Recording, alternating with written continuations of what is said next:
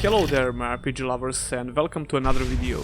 The term streamlining has gained a bad reputation in gaming over the years and for a good reason. It's usually used to describe some missing feature or mechanic that players expected to find in a certain game. Role-playing games are really susceptible to this because people expect a certain level of complexity and depth in those games. This is probably one of the reasons why so many games that have little to no real connections with RPGs are labeling themselves as such. In order to appeal to a wider audience and sell more copies, developers of role-playing games can oversimplify certain mechanics or just remove them completely. You could argue that some game studios are trying something different with this genre in order to push it forward or just experiment a bit. Streamlining is not fundamentally bad, not at all actually, but it needs to be used really carefully and where it makes sense. One great example of streamlining that's on top of my mind would be the lack of character levels in Outward. This RPG didn't have a leveling system. The progression is done through learning skills if you have enough money and through acquiring better gear. Despite this, the character progression feels great. There are enough stats and skills to play around with, you can make a lot of unique builds, every piece of gear can make big difference in a fight, etc. All of this without that magical number going up. However, I must admit that in some situations it feels a bit weird.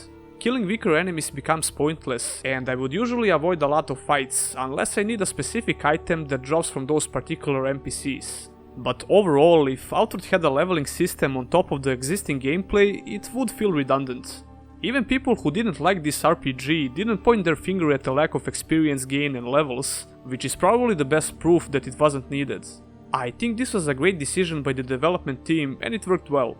Streamlining becomes more apparent in sequels. If we imagine for a second that Outward had a leveling system and Outward 2 came out without it, people would probably be pissed off.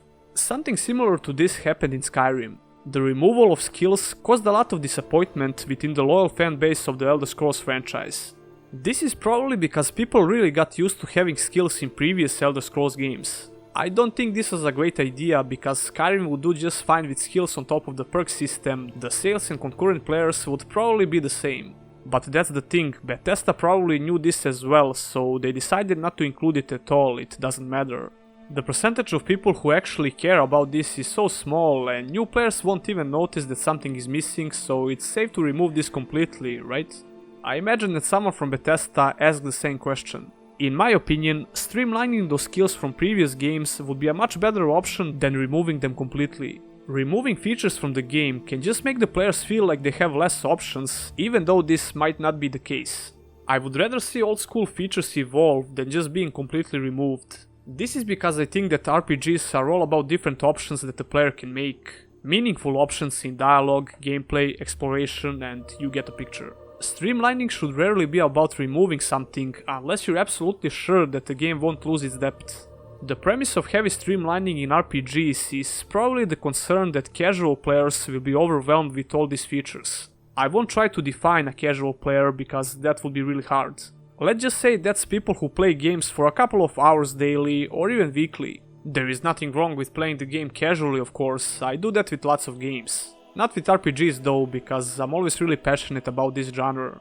All those different statistics, menus, and the amount of content that we come to expect in RPGs can be really confusing even for some veterans of this genre. Of course, this highly depends on the game itself, but I think the most important thing is how you present different game features to the players. Even if the game has a lot of layers of depth, the player should not feel overwhelmed. You could try to present every feature with tutorials, or teach the player just the basic stuff and let him discover everything else by himself. I strongly believe in the second option, even though the lack of explanation can be really frustrating sometimes.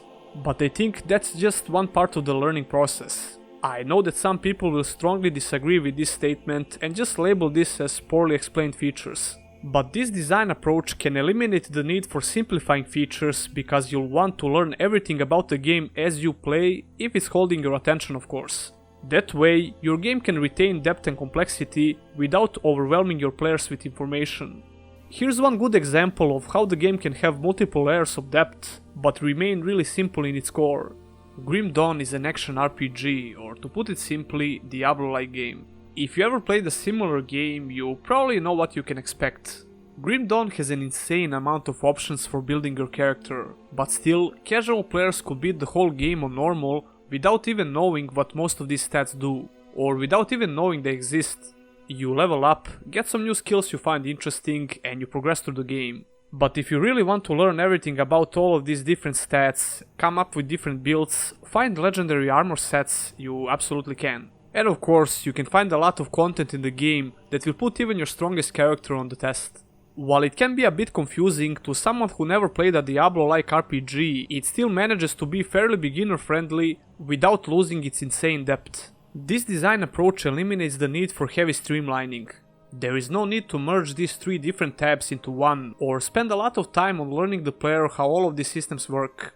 You start off with just clicking your mouse button on the enemy, with occasionally using a couple of skills. This can be said about every Diablo-like game, they start off really simple. But like I said, you can find insane depth in Grim Dawn only if you wish to do so.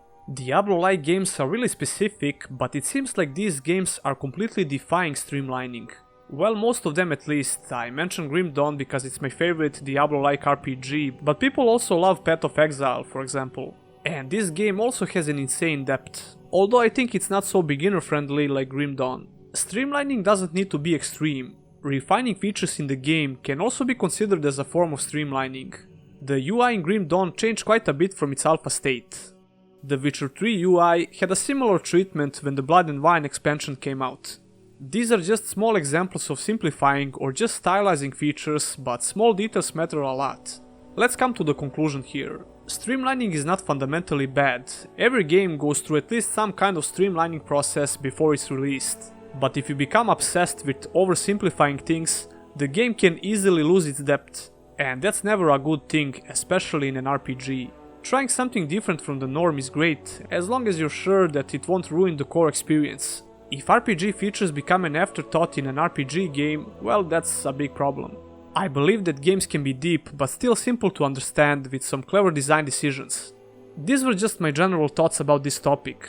Do you agree or disagree? Leave a comment down below. If you like this video, pressing the thumbs up button will really help.